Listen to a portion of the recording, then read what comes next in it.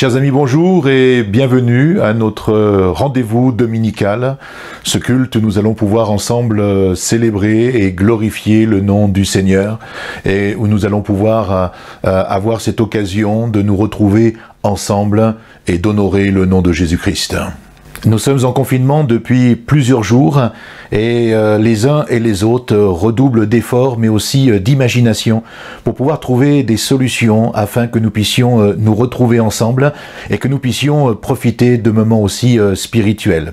Et c'est pour cela qu'avec les pasteurs de la région Est, nous avons décidé d'organiser de manière virtuelle des cultes en commun sur cette petite région afin que les uns et les autres aient l'occasion de pouvoir participer. Par conséquent, pour ce dimanche, nous aurons un mixte avec l'Assemblée de Besançon qui a bien voulu participer à ces moments et nous faire parvenir un temps de louange et d'adoration. Et puis ensuite, nous aurons la joie de pouvoir écouter le pasteur Didier Rivaud qui est pasteur sur Saint-Louis et Soultz et c'est lui qui va nous apporter le message de l'Évangile. Pendant ce temps de culte, j'aimerais aussi vous proposer un moment particulier. Peut-être cela nous manque, mais vous savez que nous pouvons prendre la Sainte Seine chez soi, les uns avec les autres, en famille, en couple. Alors je vous invite dès maintenant à préparer un petit verre peut-être de jus de raisin ou de vin selon vos habitudes, un petit morceau de pain, et d'avoir tout simplement ce temps à part tout à l'heure, dans un moment privilégié, un temps où nous serons vraiment dans la présence du Seigneur et où on va pouvoir communier ensemble en nous rappelant les souffrances du Christ, sa mort, mais aussi sa résurrection. Alors sans plus tarder, je vous invite à prier avec moi pour commencer ces instants et demander à ce que le Saint-Esprit puisse descendre dans tous les lieux où nous nous trouvons.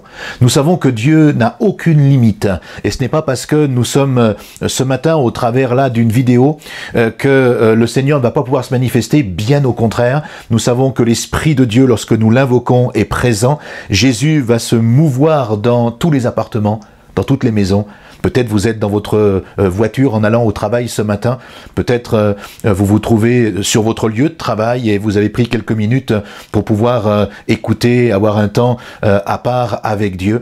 Peut-être que vous êtes confiné chez vous. Peu importe l'endroit où vous êtes, sachez que l'Esprit de Jésus va se manifester ce matin. Alors je vous invite à prier avec moi maintenant et en demandant à Dieu vraiment toute sa grâce. Seigneur, pour cette matinée particulière, nous nous adressons encore à toi et nous te demandons tout simplement ton action et ton œuvre. Viens te manifester. Notre désir, là où nous nous trouvons les uns et les autres, dans le lieu où nous sommes, c'est de pouvoir honorer ta présence, honorer le nom de Jésus et glorifier ton nom sur toute la surface de la terre. Au travers de ces instants et de ces moments particuliers que nous vivons, nous nous attendons à toi. Nous te disons, prends en main ces instants et amène-nous vraiment dans ta présence et que là où nous sommes, dans nos maisons, dans nos appartements, sur notre lieu de travail, que nous puissions pleinement et puissamment ressentir ta présence, ta bénédiction et ta grâce. Dans le nom de Jésus, nous te prions maintenant. Amen. Bonjour à tous. Ça fait un moment qu'on ne s'est pas vu, mais avec justement Barthélemy, on voulait vous encourager. Dans ces temps difficiles de confinement. Et on voulait vous encourager par la louange parce que c'est ce qu'on sait faire le mieux. Et cette histoire de confinement m'a fait penser à une histoire qui se situe dans la Bible, dans Actes 16, à partir du verset 24.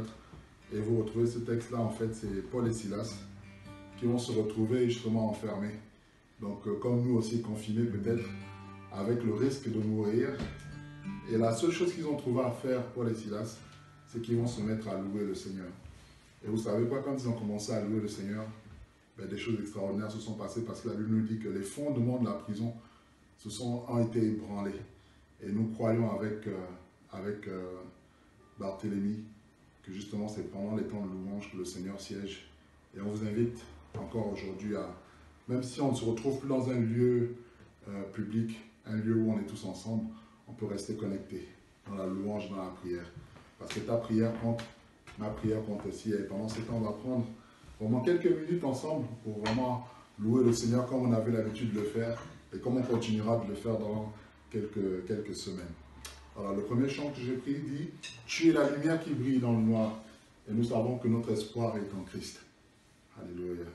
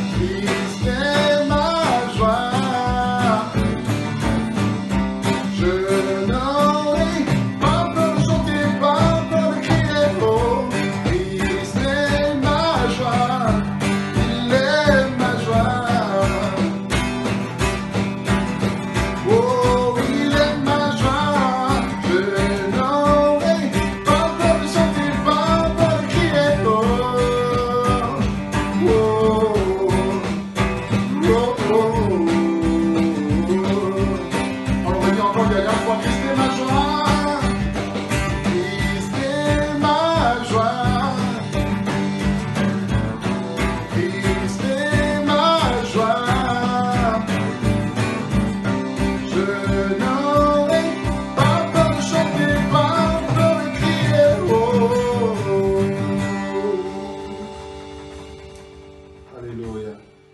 Nous n'aurons pas peur de chanter, nous n'aurons pas peur de crier. Et notre secours est en Christ.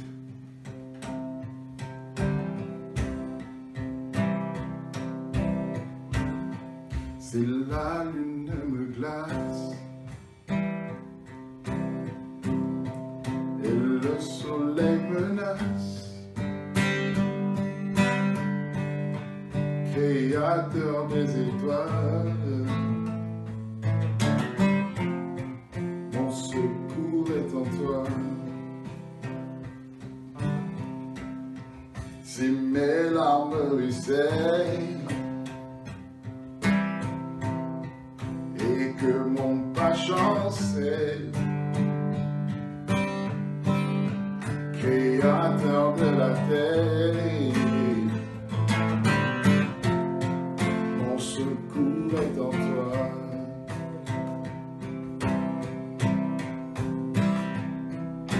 Je lève les yeux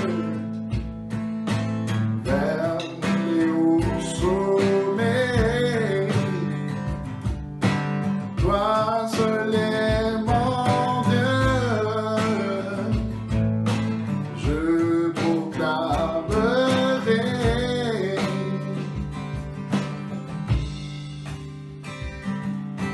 toi seul est ma force, toi seul me reste mon secours est dans toi. Toujours tu me portes, Seigneur, toujours tu me portes, jamais tu ne donnes mon secours est en toi. Mon secours est en toi, Seigneur. Si la peur m'envahit et que mon âme chavire, Créateur de la vie, oh, oh, oh, mon secours est en toi, Seigneur, et je lèverai mes yeux, je lève les yeux vers les hauts sommets, toi seul est mon Dieu, je proclame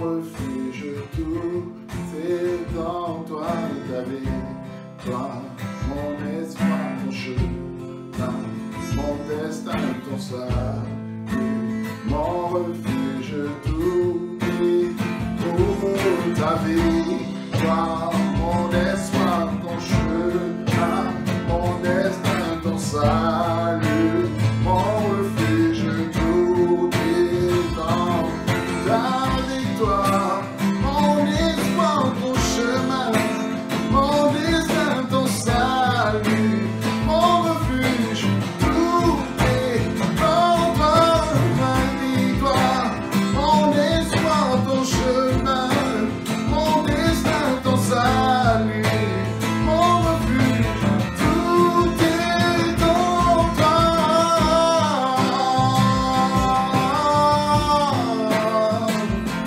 Alléluia, tout est en toi, Seigneur. Je dis que tout est en toi, Seigneur.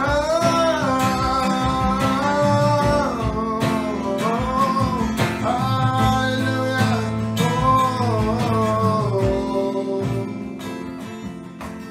Je lève les yeux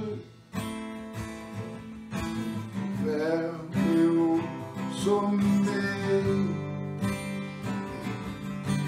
Toi seul est mon Dieu. Je proclamerai. Toi seul est ma force. Toi seul me restaure mon secours est en toi, Seigneur. Alléluia, Seigneur, mon secours est en toi, Jésus. Toujours, tu me portes jamais. Tu ne dors, mon secours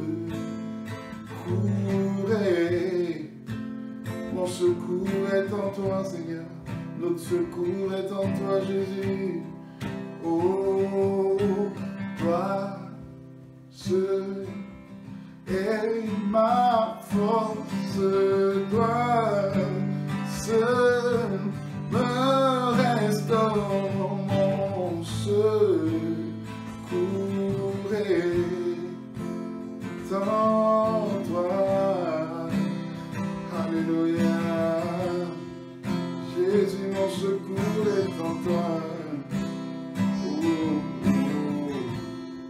Notre secours est en toi, Jésus. Alléluia. Dans ces temps de confinement, notre secours est en toi, Seigneur.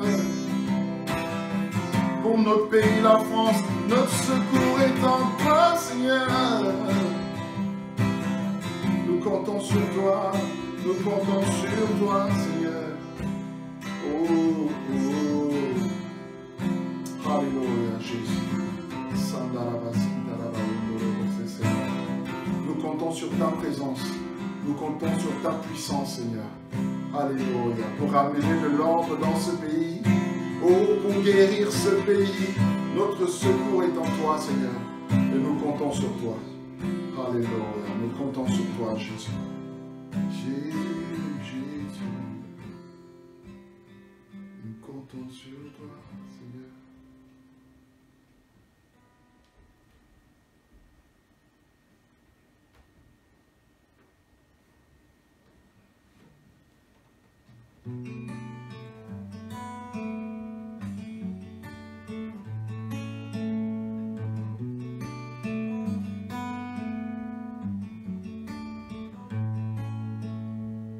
Je viens vers toi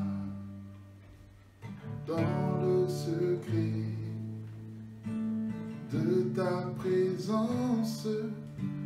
Je veux rester, tu es, tu seras toujours là.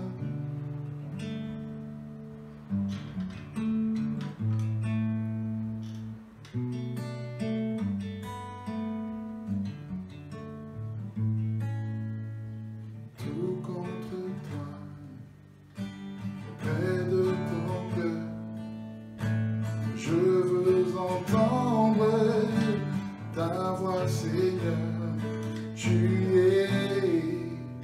Tu seras toujours là.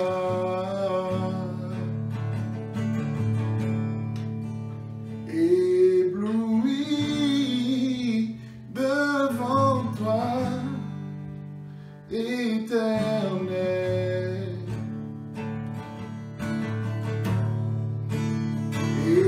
Ébahi par l'amour de ton ciel,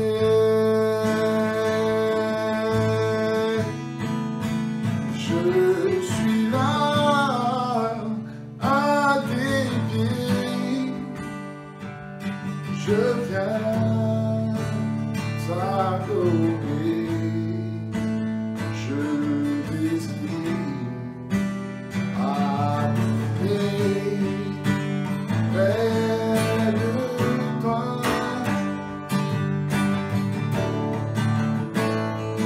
Oh,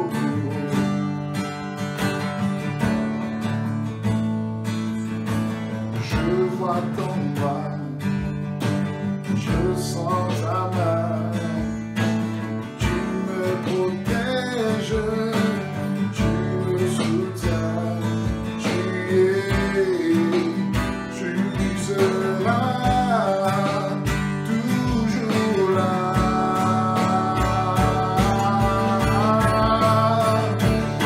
Ébloui devant toi, Éternel.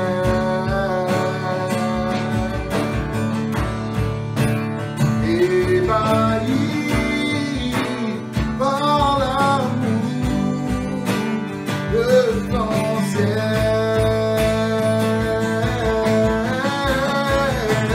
je suis là à tes pieds, je viens t'adorer, je désire habiter près de toi. Alléluia, habiter près de toi, Seigneur.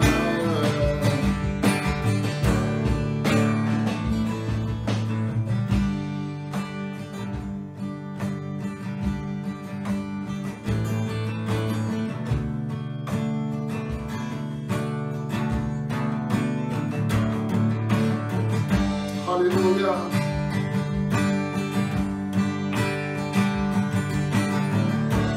Tu es ma lumière, Seigneur. Tu es ma lumière. En toi, j'ai un père. Sois ma prière.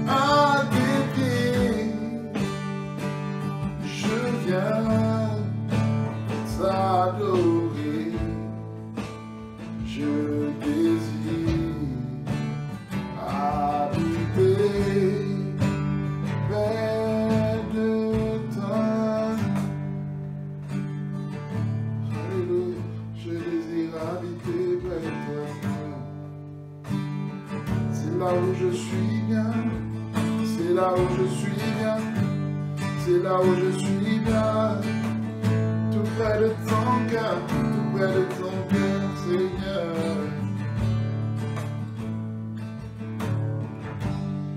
Tout près de ton cœur. Nous finirons avec ce dernier chant qui dit: Jésus, tu es glorieux et merveilleux. Jésus, tu es glorieux, merveilleux, glorieux. Jésus, tu es glorieux, merveilleux, glorieux. Il est avec moi. Jésus, tu es glorieux, merveilleux. Alléluia, glorieux. Jésus, tu es, Jésus, tu es. Alléluia. Jésus, tu es. Jésus, tu es. Glorieux, merveilleux, glorieux. Nous le chanterons. Jésus, tu es glorieux. Proclame-le avec moi. Merveilleux. Proclame-le et déclare glorieux. Jésus, tu es. Jésus, tu es glorieux. Glorieux. Oh, merveilleux. Glorieux. Sur cette maladie, Jésus, tu es glorieux.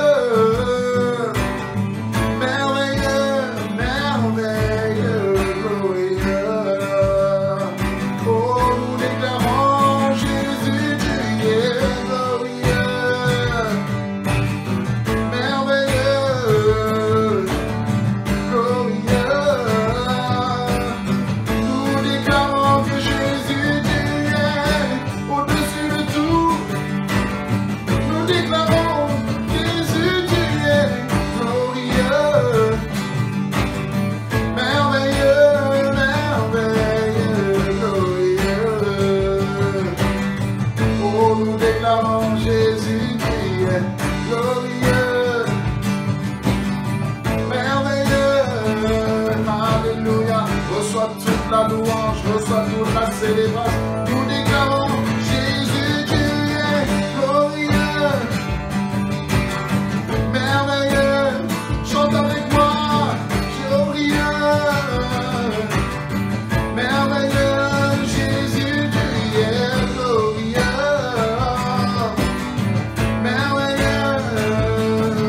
Oh, glorieux, merveilleux.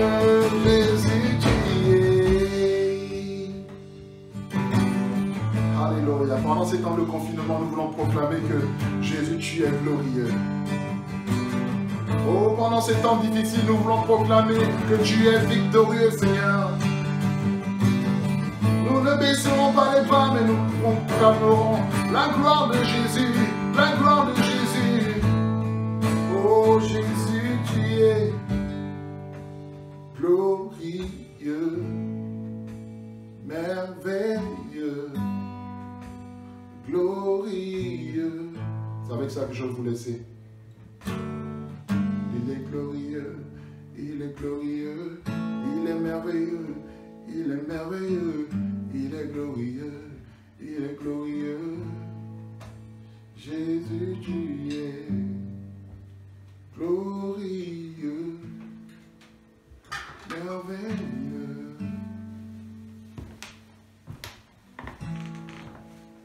Que le Seigneur vous bénisse encore et vous encourage. Et on persévère. Amen. Alléluia, merci à nos frères pour ces temps de louange et d'adoration. Et oui, nous allons persévérer dans notre attachement au Seigneur. Et nous persévérons justement depuis 2000 ans à partager le pain et le vin. J'aimerais prendre un texte avec vous que la plupart des croyants, bien entendu, vous connaissez tous presque peut-être par cœur, mais qui nous rappelle pourquoi nous devons ensemble persévérer et pourquoi nous devons continuer à partager le pain et le vin. Lisez avec moi si vous avez votre Bible ou autrement prenez un temps pour écouter. Et juste dans l'épître aux Corinthiens, vous savez, la première épître, le chapitre 11, le verset 23, l'apôtre Paul nous rappelle ce qu'il veut nous enseigner concernant justement la mort et la résurrection de Jésus-Christ. Et il dira ceci: « J'ai reçu du Seigneur ce que je vous ai enseigné, c'est que le Seigneur Jésus, dans la nuit où il fut livré, il prit du pain. Et après avoir rendu grâce, le rompit, et dit, ceci est mon corps, qui est rompu pour vous tous. Faites ceci en mémoire de moi. De même, après avoir soupé, il prit la coupe et dit, cette coupe est la nouvelle alliance en mon sang.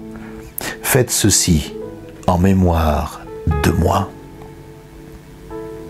Toutes les fois que vous mangez ce pain et que vous buvez cette coupe, vous annoncez la mort du Seigneur jusqu'à ce qu'il vienne. Et j'aimerais juste m'arrêter sur ces quelques mots ce matin, jusqu'à ce qu'il vienne. Et chers amis, frères et sœurs, nous sommes en train de vivre des temps vraiment particuliers, mais des temps uniques. Des temps où tout se met en place aujourd'hui pour la venue, le retour du Seigneur. Alors, préparez vos cœurs, préparez vos vies. Et je vous invite ce matin avec moi à reprendre ces emblèmes de ce pain et de ce vin et de partager ensemble la Sainte Seine. Dans un esprit de recueillement, nous prenons ce matin ce pain qui représente Christ et ses souffrances, la manière dont il a été meurtri pour sauver l'humanité. Et je vous invite à prendre avec moi ce symbole de ce pain. Puis ce Christ nous a parlé de son sang qui a coulé, afin que nous puissions être lavés de tout péché. Et Paul va nous parler de cette symbolique du vin, ou d'un jus de raisin, pour ceux qui veulent, afin que nous puissions, ensemble, communier, en n'oubliant pas tout le sacrifice que Christ a accompli.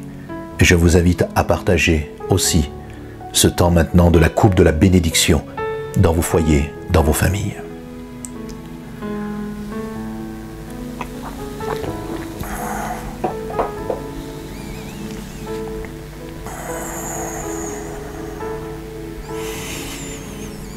Nous pouvons continuer à adorer, à célébrer, à glorifier le Seigneur quelques instants encore. Merci pour ta présence, Jésus. Merci pour ce que tu fais. Merci pour ce que tu accordes à nos vies. Merci de nous rappeler que tu as tout entre tes mains. Et de nous rappeler également que non simplement tu es mort sur cette croix, crucifié. Tu as été enseveli. Mais l'histoire nous rappelle que la mort n'a jamais pu te retenir. Ressuscité, tu es vivant au milieu de nous. Et non seulement ressuscité, mais la Bible affirme que tu as été glorifié auprès du Père. C'est donc en toute espérance et en toute assurance que ce matin encore nous nous approchons de toi avec confiance, avec foi, sachant que rien dans ce monde ne se passe sans ta volonté. Oh, merci pour la communion fraternelle, ce temps de Sainte Seine que nous pouvons passer les uns avec les autres, là dans nos maisons, les uns avec les autres, dans nos appartements, partageant ce pain et ce vin. Quel privilège! Mes frères, mes sœurs, soyez bénis, les enfants, soyez bénis. Vous tous qui nous entendez, chers amis, qui peut-être êtes étonnés de ce partage de la communion, êtes étonnés de cela, et n'hésitez pas à poster sur notre chaîne YouTube vos questions et on se fera un plaisir d'y répondre. Mais mon cœur vous dit tout simplement, soyez bénis. Je vous invite à écouter avec moi maintenant le pasteur Didier Rivaud, qui exerce son ministère sur les églises de Souls et de Saint-Louis. C'est lui qui a la charge ce matin de pouvoir nous édifier, nous fortifier, nous encourager au travers du beau message de l'Évangile. Alors nous lui laissons toute la place maintenant.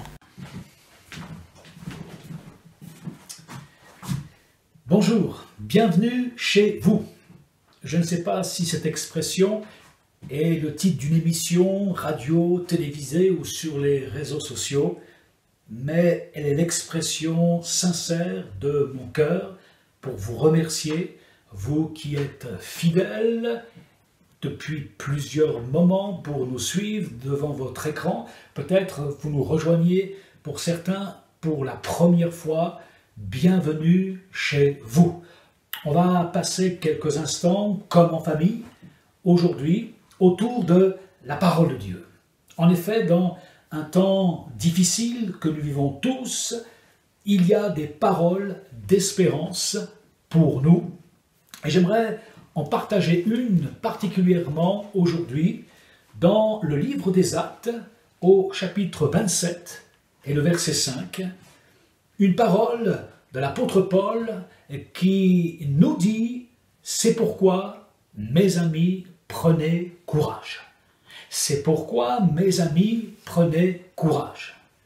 Pendant quelques instants, nous allons considérer le contexte de cette parole et surtout les avertissements qui ont précédé cette crise, les encouragements pendant la tempête, et puis nous terminerons par la source de ces encouragements. Alors, sans plus tarder, revenons quelques instants à cette réalité des avertissements qui ont été donnés avant cette tempête. Dans le livre des Actes, au chapitre 27 et au verset 7, nous lisons ceci. Pendant plusieurs jours, nous avons navigué lentement, et ce n'est pas sans difficulté que nous sommes parvenus à la hauteur de Cnide, où le vent ne nous a pas permis d'aborder. Nous avons alors doublé le cap Salmoné pour passer au sud de la Crète. Nous avons logé l'île avec peine et sommes arrivés à un endroit appelé Beauport, près de la ville de Lasée.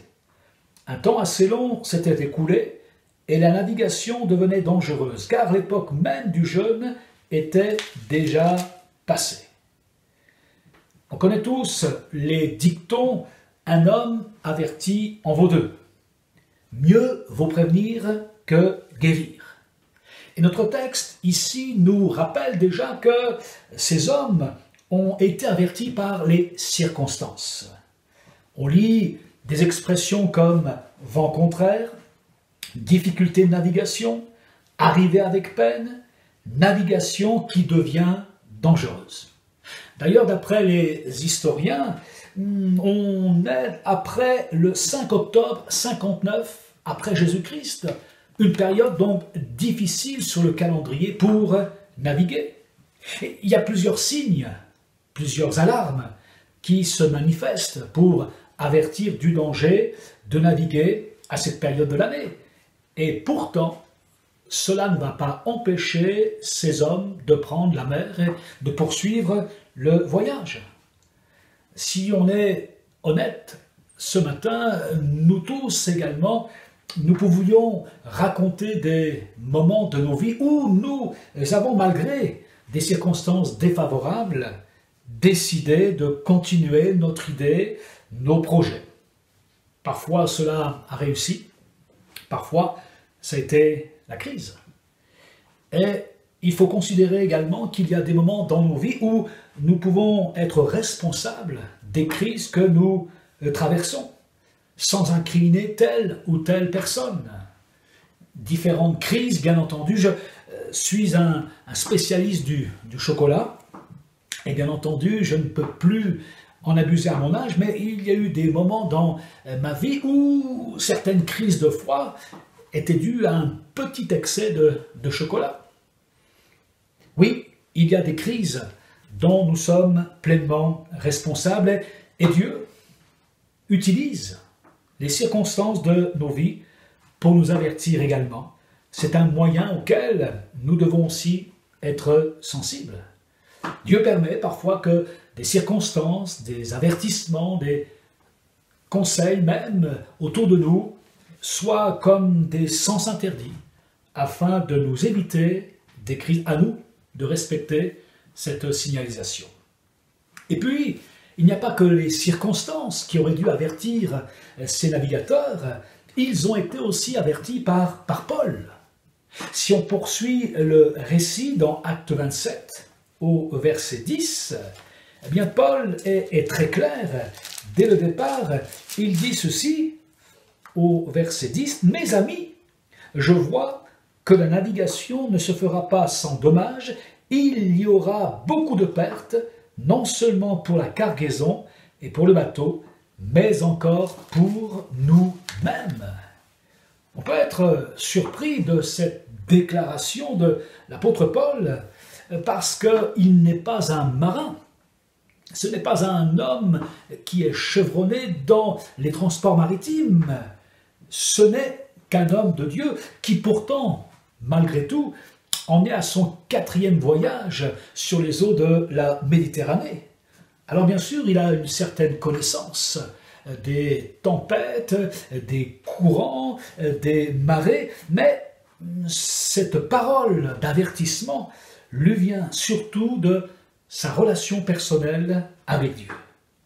La plupart de ses compagnons n'ont pas cette relation personnelle avec Dieu, et voilà son secret. Voilà sa force, le fil conducteur qui va l'aider tout au long de cette tempête, malgré les circonstances difficiles, à tenir bon. Paul est inspiré, c'est-à-dire qu'il est connecté avec Dieu. Comme moi, en principe, je suis connecté avec vous ce matin au travers de ces moyens techniques, eh bien, il est en communion avec Dieu. Il peut entendre Dieu lui parler, l'avertir, le conseiller. Et ainsi, Paul pourra partager cette pensée, pourra partager ces avertissements. Nous avons un Dieu qui est au contrôle de tout. Il connaît tout, il voit tout, il sait tout, il anticipe tout. Et ce matin, nous voulons aussi nous laisser avertir, parfois dans nos vies en direct. Lorsque lui-même, par sa parole, par un bien-aimé, par d'autres moyens qu'il se choisit, voudrait nous avertir d'un danger. C'est une réalité. Dieu parle tantôt d'une manière ou d'une autre. À nous d'y prendre garde, à nous d'être à l'écoute de sa parole. Sa parole, je le répète, c'est comme les panneaux du code de la route. Nous sommes tous, pour la plupart, conducteurs d'une voiture et nous connaissons le sens et la signification des panneaux, d'indications, de limitations, d'interdictions, d'obligations et plus ou moins nous essayons de respecter, mais effectivement, il peut y arriver qu'en ne respectant pas ces panneaux de signalisation, bien, non seulement nous puissions nous mettre en danger, mais nous pouvons mettre aussi en danger la vie des autres. Alors que ce soit de cette manière ou d'autre, il y a parfois des crises personnelles, familiales, spirituelles, que nous aurions pu éviter si nous avions été à l'écoute des avertissements, à l'écoute des circonstances. Mais nous le savons, parfois nous préférons écouter le conseil des hommes, notre propre projet, et dans ces moments difficiles, nous pouvons nous retrouver en difficulté. Alors, j'aimerais avancer dans ce temps de partage et parler de ce qui est pour moi est central, de ce qui est le plus important, le cœur du message, le cœur de l'apôtre Paul qui, en pleine tempête, a révélé ses paroles d'encouragement. Mais mes amis, malgré les avertissements, mes amis, n'ayez pas peur. Mes amis, n'ayez pas peur. Pour moi, c'est le temps fort de ce message. Là où finalement, malgré la tempête, dans la tempête, tous ces hommes vont être rassurés. Et on lit quelques versets, quelques paroles de l'apôtre Paul dans le livre des Actes, au chapitre 27, verset 21. Voilà ce que Paul va partager. On n'avait pas mangé depuis longtemps. Alors Paul, debout au milieu d'eux, leur a dit « Mes amis, il aurait fallu m'écouter et ne pas quitter la Crète, afin d'éviter ces dommages et ces pertes. Mais maintenant, je vous invite à prendre courage, car aucun de vous ne perdra la vie, seul le bateau sera perdu. En effet, un ange de Dieu, auquel j'appartiens et que je sers, m'est apparu cette nuit. Il m'a dit, Paul, n'aie pas peur, il faut que tu comparaisses devant l'empereur, et voici que Dieu t'accorde la vie de tous ceux qui naviguent avec toi. C'est pourquoi, mes amis, prenez courage. J'ai confiance en Dieu, tout se passera comme cela m'a été dit. Nous devons toutefois échouer sur une île. Voilà le message d'encouragement de l'apôtre Paul pour tous ces hommes. C'est le temps fort. À qui s'adressent ces paroles? Alors, si on fait le compte, le chiffre est donné dans l'Écriture, ils sont 276 dans ce bateau. Il y a Paul, qui est considéré comme un prisonnier au statut particulier. Il y a certainement d'autres prisonniers, nous le voyons. Il y a Julius, un officier de la cohorte impériale, un personnage important, un gradé. Il y a Aristarque, et Luc, compagnons de Paul.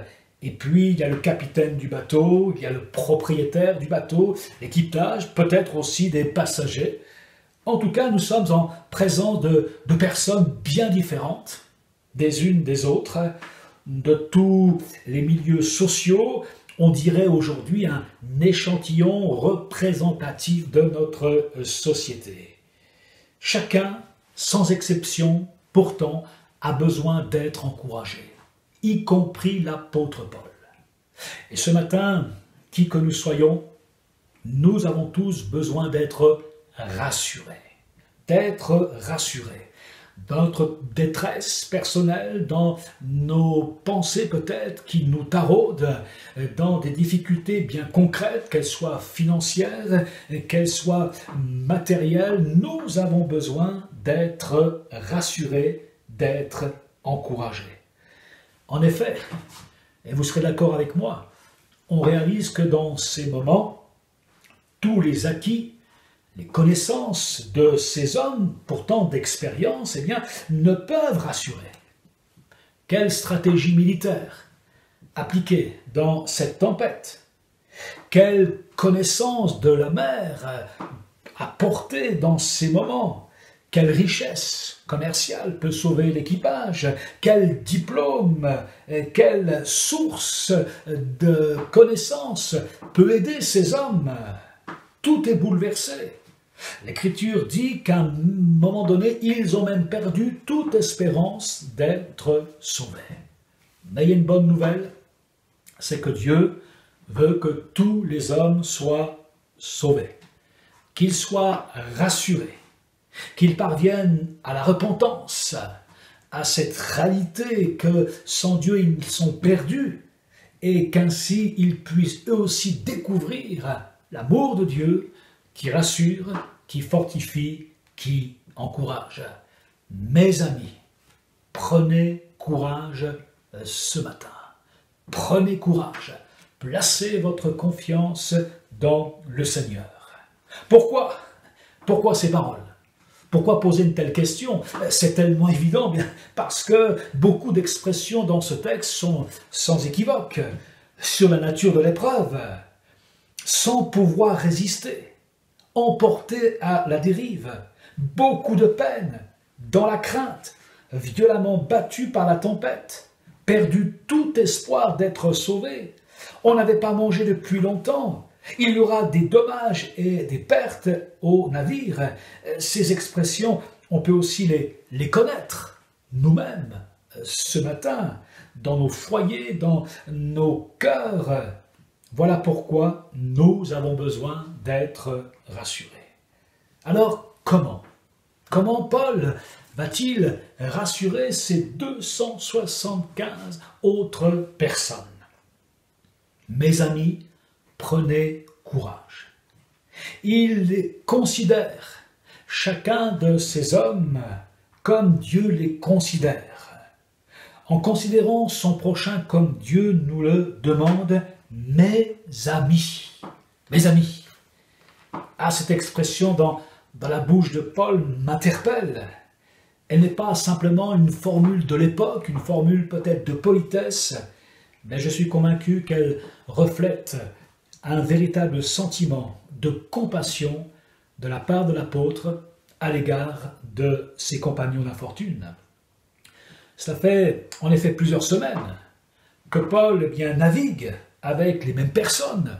Et la nature, vous le savez, de ces difficultés de voyage vont tisser des liens. Ils sont tous dans la même galère. Ils sont tous dans la même tempête. Croyants, non-croyants, juifs, romains, jeunes, vieux, riches, pauvres, etc. Et tout cela est nivelé par l'épreuve. Mes amis. Pour nous, croyants, que dit l'Écriture, que dit Jésus? Jésus nous dit, faites-vous des amis. Considérez votre prochain comme des amis. Partagez votre cœur, partagez votre espérance. Traitez-les, appréciez-les comme Dieu les apprécie. Et puis, laissez-moi lire également ce texte dans l'Évangile de Jean, au chapitre 15, versets 12 à 15, concernant quelques paroles de Jésus. Voilà ce que Jésus déclare dans ce texte. Il dit ceci, Jean 15, verset 12, « Voici mon commandement, aimez-vous les uns les autres comme je vous ai aimé. Il n'y a pas de plus grand amour que de donner votre vie pour vos amis. Vous êtes mes amis, si vous faites ce que je vous commande. Je ne vous appelle plus serviteur parce que le serviteur ne sait pas ce que fait son Seigneur, mais je vous ai appelé ami parce que je vous ai fait connaître tout ce que j'ai appris de mon Père. Ce n'est pas vous qui m'avez choisi, mais c'est moi qui vous ai choisi. Je vous ai établi afin que vous alliez, que vous portiez du fruit et que votre fruit demeure. Alors ce que vous demanderez au Père en mon nom, il vous le donnera. Ce que je vous commande, c'est de vous aimer les uns les autres. Amen. Jésus, en nous considérant ce matin comme ses amis, nous rappelle qu'il nous connaît parfaitement, qu'il est donc le mieux placé pour trouver les mots, les attitudes pour nous rassurer. On se souvient de ces disciples d'Emmaüs qui ont cheminé quelques instants avec Jésus. Sur le moment, ils ne l'ont pas reconnu. Et puis, lorsque Jésus s'est fait connaître à eux, ils ont dit, mais notre cœur ne brûlait-il pas? Quand il nous expliquait les Écritures, quand il nous parlait, quand il nous témoignait de son amour, de sa bienveillance, et qu'il nous rappelait ces éléments de vie. Si nous voulons aussi rassurer ceux qui nous entourent, eh bien, nous devons apprendre à les connaître, nous devons apprendre à les aimer, à les considérer comme Paul considérait ses compagnons d'infortune, mes amis, mes amis. Et puis, dans ce dernier moment, Jean 15, verset 12. « Voici mon commandement, aimez-vous les uns les autres comme je vous ai aimé. Il n'y a pas de plus grand amour que de donner votre vie pour vos amis. Vous êtes mes amis, si vous faites ce que je vous commande. Je ne vous appelle plus serviteur, parce que le serviteur ne sait pas ce que fait son Seigneur, mais je vous ai appelé ami, parce que je vous ai fait connaître tout ce que j'ai appris de mon Père. Ce n'est pas vous qui m'avez choisi, mais c'est moi qui vous ai choisi. Ce que je vous commande, c'est de vous aimer les uns les autres. » Jésus, en nous considérant ainsi comme ses amis, nous rappelle qu'il nous connaît parfaitement, mieux que nous-mêmes. Il est donc le mieux placé pour trouver les mots, les attitudes, les moyens pour nous rassurer. Je pense notamment à deux disciples qu'on appelait les disciples d'Emmaüs. Ils viennent de quitter Jérusalem, ils sont découragés, ils sont fatigués, ils sont attristés et ils n'ont plus de perspective d'avenir. Pourtant, Jésus va les accompagner pendant quelques instants. Sur le moment, ils ne le reconnaissent pas, tant ils sont pris par leur chagrin et leur tristesse. Mais un peu plus tard, ils diront « Mais notre cœur brûlait lorsqu'il nous a expliqué les Écritures. » Dans la même journée, ils vont repartir à Jérusalem pour rassurer, pour encourager leurs propres amis. Si nous voulons aussi rassurer ceux qui nous entourent, nous devons apprendre également à les aimer, à les connaître, à partager avec eux notre foi, notre espérance. Et puis nous terminerons avec cette troisième pensée. Quelle est la source d'inspiration? Quelle est la source d'inspiration des paroles de Paul? Paul qui, au milieu d'une tempête, se maintient debout et annonce avec espérance et foi ces quelques paroles. Si nous voulons, nous aussi, participer au secours de ceux qui sont dans la détresse, nous devons être rassurants. Et pour être rassurant, il faut être rassuré. Comment être rassurant? Être rassuré en étant inspiré. Je pense à cet ancien gendarme qui va vivre un tremblement de terre au beau milieu de la caserne de gendarmerie. Imaginez la scène. Et cet homme a eu le temps de saisir son épouse par les bras et de lui dire ces paroles « Rassure-toi chérie, c'est un tremblement de terre ». Alors je ne sais pas si ces paroles ont été rassurantes pour l'épouse, mais cet homme nous dira après que lui-même, en les disant, n'était pas du tout rassuré. En fait, ce qui fait la qualité de notre assurance, c'est la qualité de notre inspiration. Vous savez, malheureusement, avec cette épidémie, il y a toutes sortes de fake news, de fausses nouvelles, des sources invérifiables qui entretiennent la confusion, qui déstabilisent, qui sèment la confusion, la psychose, des comportements irrationnels. Oh, je dis cela sans jugement, parce qu'on le vit tous, plus ou moins. Moi-même, avant d'être confiné, une dernière opération que j'ai pu effectuer, celle de remplir mon réservoir de carburant. Mais je me suis dit après, mais à quoi cela sert-il d'avoir un véhicule rempli de carburant si on ne peut pas s'en servir après? Sur quoi Paul va-t-il se baser pour rassurer? Et bien sûr, cette source intarissable, incorruptible, qui est la parole de Dieu, qui est l'inspiration divine. Il déclare cette réalité, mais tout se passera comme cela m'a été dit. Quelle assurance! Assurance à la hauteur de la révélation. En effet, ce n'est pas la première fois que Dieu dévoile et rappelle son plan à Paul. Lui-même, en acte 20, va le partager. En acte 21, Agabus, un prophète, va le rappeler. Et puis en acte 23, un ange à nouveau. Voilà pourquoi Paul a une telle assurance. Il a été plusieurs fois divinement inspiré. Alors que l'épidémie n'est pas encore à son terme, nous le savons, il se profile déjà toutes sortes de conséquences dramatiques. Des crises économiques, sociales, familiales. On pense surtout en ce moment à ces bien-aimés qui n'ont pu assister au départ d'un proche ou à leurs obsèques et qui d'une manière particulière vont vivre ce drame familial.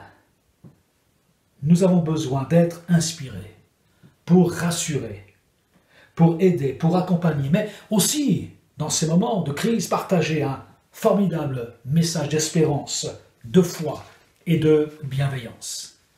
Alors comment cette inspiration se manifeste-t-elle? Quelles sont quelques étapes de cet encouragement? Comment Dieu peut-il agir dans ma vie ce matin? On retiendra pour terminer 3 réalités.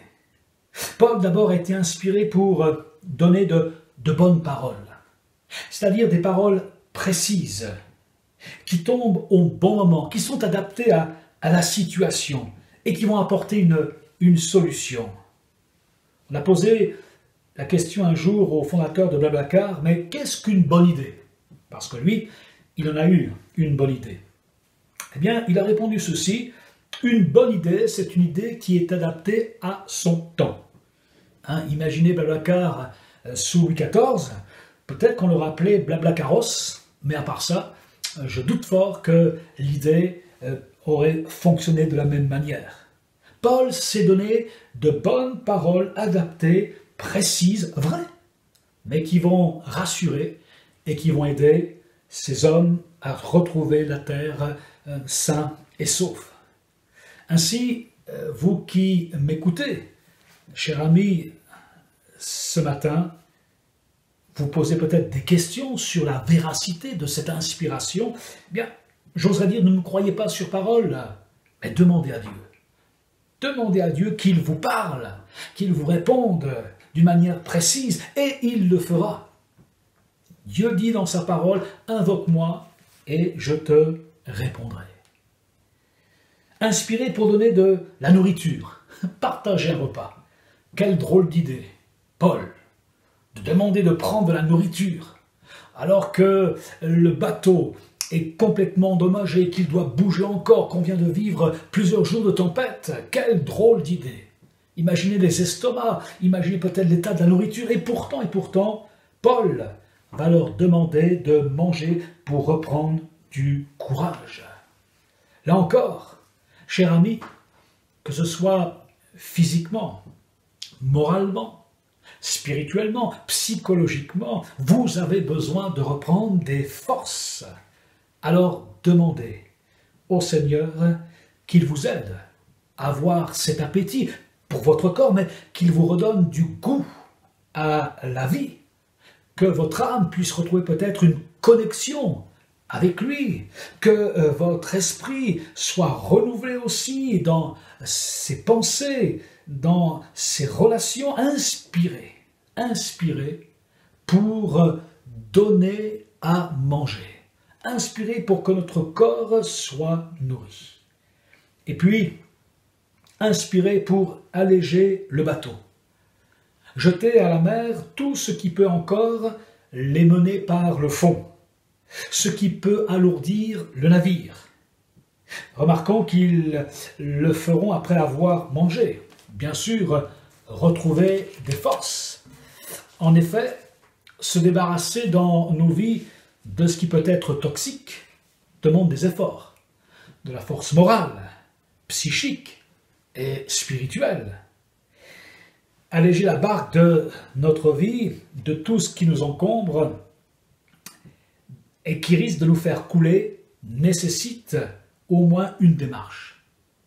Choisir, décider de s'en sortir. Et pour cela, pourquoi ne pas faire appel aujourd'hui à Jésus?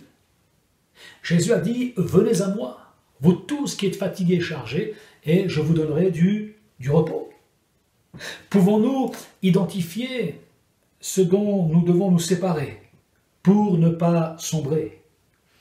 Orgueil, préjugés, idée de vengeance, manque de pardon, culpabilité. Jésus est prêt à nous aider pour nous alléger afin que nous soyons sains et saufs. Alors pour conclure, j'aimerais nous rappeler cette expression « Mes amis, prenez courage ». Sains et saufs. Voilà la promesse de Dieu qui s'accomplit pour 276 personnes. C'est pourquoi, mon ami, prends courage aujourd'hui. Dieu a tant aimé le monde qu'il a donné son Fils unique, Jésus, afin que quiconque croit en lui ne périsse pas, mais qu'il ait la vie éternelle. La volonté de Dieu est que chacun d'entre nous, nous puissions être sains et saufs. Non seulement ici-bas, mais sains et saufs dans l'éternité. Qui que vous soyez devant votre écran, si vous n'avez pas cette assurance demandez maintenant à Jésus, qui a donné sa vie sur la croix, de vous libérer du poids du péché qui vous fait sombrer. Si vous êtes dans une tempête morale, familiale, une détresse peut-être physique, une crise d'angoisse à cause de votre passé, à cause du présent, à cause de l'avenir, eh bien, vous aussi, je vous propose, on est en famille, maintenant, de fermer vos yeux, d'incliner peut-être la tête et de prier, en vous appuyant sur cette parole, mon ami, prends courage. Je vous invite à un temps de prière. Seigneur, nous avons ensemble, d'une manière très simple et, j'oserais dire, familiale, partagé ce message d'espérance, ce message de vie. Seigneur, nous prions maintenant pour que tu viennes nous aider à ne pas sombrer. Tu n'as jamais voulu décider que nous puissions sombrer. Mais comme ce texte nous l'a rappelé aujourd'hui, tu es celui qui est plein d'encouragement, tu es celui qui est plein de bonté et de bienveillance. Alors je prie maintenant avec des amis, des bien-aimés qui maintenant ont besoin de ta grâce, qui cherchent après toi. Seigneur, secours celui ou celle qui est blessé physiquement, psychologiquement. Secours celle ou celui qui attend une réponse de ta part. Secours celle ou celui qui, ce matin, crie du fond de son cœur, son angoisse, son amertume. Au nom de Jésus, tu as promis, Seigneur, que nous puissions traverser ce monde avec toi, sains et saufs, pour entrer dans l'éternité. Merci. Merci parce que ta parole est accomplie. Merci parce que ta parole se vivra. Merci parce que ta parole est vivante. Et aujourd'hui encore, nous te faisons pleinement confiance dans le nom de Jésus. Amen. Merci de m'avoir permis de partager ces moments avec vous. Que Dieu vous bénisse. Je vous souhaite une bonne fin de journée dans le nom de Jésus. Sains et saufs. Voilà la promesse de Dieu pour 276 hommes. La Bible nous dit que Dieu a tant aimé le monde, qu'il a donné son Fils unique, Jésus, afin que quiconque croit en lui ne périsse pas, mais qu'il ait la vie éternelle. La volonté de Dieu. Et que chacun d'entre nous, non seulement ici-bas, nous puissions connaître des moments de répit, que nous puissions être sains et saufs, mais que surtout, dans l'éternité, nous soyons également sains et saufs. Qui que vous soyez devant votre écran, je vous propose, on est en famille ce matin, si vous n'avez pas encore cette assurance, demandez maintenant à Jésus, qui a donné sa vie pour vous sur la croix du Calvaire, demandez-lui de venir vous délivrer du poids de ce péché qui vous fait sombrer, qui vous tire par le bas. Demandez-lui ce matin de venir dans votre barque, de vous redonner de la force, de l'espérance. Si vous êtes dans une tempête morale, une tempête psychique, une tempête familiale, une détresse, une crise peut-être d'angoisse à cause de votre passé, à cause du présent, à cause de l'avenir si incertain, vous pouvez vous aussi maintenant demander à Jésus qu'il vienne dans votre barque, qu'il rassure, qu'il calme la tempête de votre cœur et qu'il puisse vous dire « Mon ami, prends courage ». Et puis, peut-être également, tu penses, en entendant ce message, à quelqu'un qui est dans la détresse, qui a besoin d'être secouru, et tu ne sais pas de quelle manière agir, de quelle manière porter secours à ce bien-aimé, cet homme, cette femme, cet enfant, cet ado, cette personne âgée. Là encore, avec nous ce matin, nous allons prier ensemble pour que le Seigneur t'inspire, pour que le Seigneur puisse donner des paroles, des attitudes appropriées, au bon moment, pour être un secours de la part de l'Éternel. Mon ami, prends courage. Je vous invite à prendre quelques instants à demander au Seigneur qu'il nous aide. On va fermer nos yeux si vous êtes d'accord, peut-être incliner nos têtes, et puis prier notre Dieu qui nous entend et qui veut secourir nos cœurs de ces détresses. Seigneur, nous avons partagé ensemble ces moments devant toi. Merci pour cette parole de Paul. Mon ami, prends courage. Mes amis, prenez courage.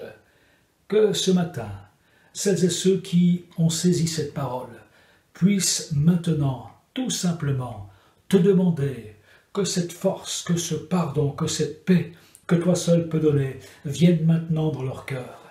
Te prions, Seigneur, pour ces amis qui ne veulent pas sombrer dans les moments difficiles de leur vie. Seigneur, tu viens les secourir dans le nom de Jésus. Nous prions pour ces amis qui ont besoin d'être guéris physiquement, psychologiquement, spirituellement, que là aussi tu puisses entendre leurs cris, que tu puisses entendre leur détresse, et nous croyons que tu sauras également les secourir.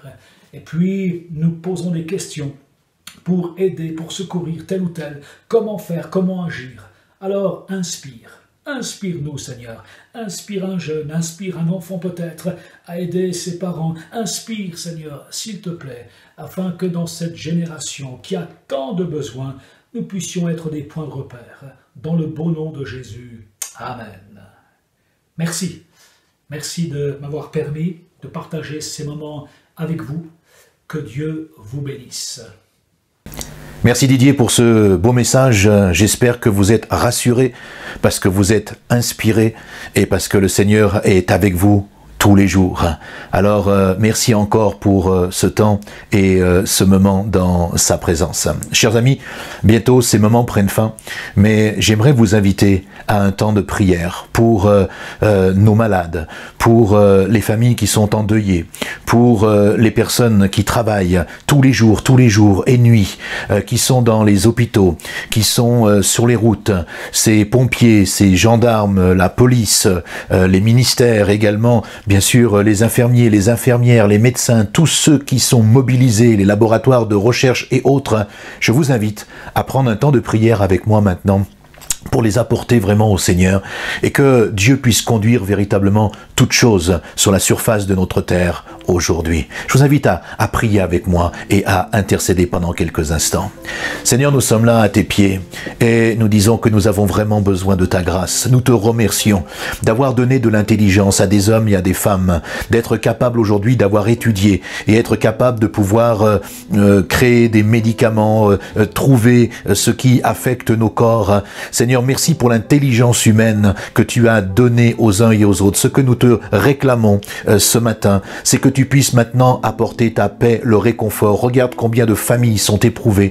Regarde combien d'hommes et de femmes sont découragés. Certains sont dans la crainte, dans la peur et ont tellement du mal à observer un avenir dans leur propre vie. Nous réclamons vraiment toute ta grâce sur eux. Nous te demandons vraiment ton secours sur leur vie, que ce soit pour eux l'occasion de mieux te connaître, peut-être de te découvrir, de réaliser que tu es ce Dieu rempli de grâce et d'amour et que tu n'es pas ce Dieu à l'origine de toutes ces épidémies, de tous ces virus, mais que toi, tu es un Dieu rempli de grâce et qui a pour objectif de sauver l'humanité.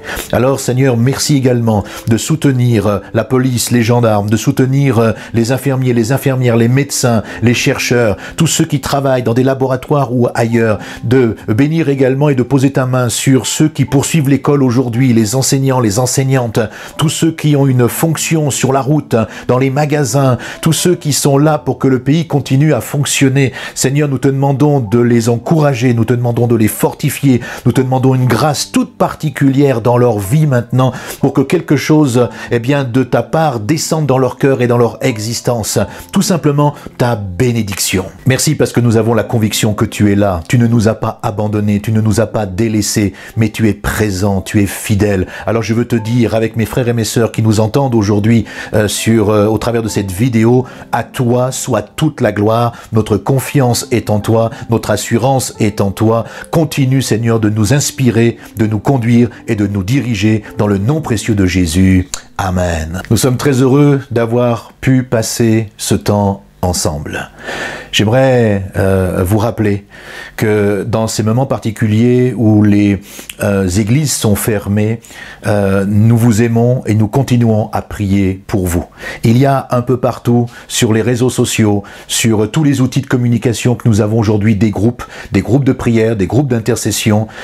Certains sont que des femmes, que des hommes, d'autres sont mixtes, d'autres sont par église, d'autres sont inter-églises, peu importe. Ils sont là, ils se créent, ils se développent de plus en plus et on prie. On prie pour vous soutenir, à vous qui travaillez, qui œuvrez chaque jour. Eh bien, nous sommes là et sachez que nous pensons à vous.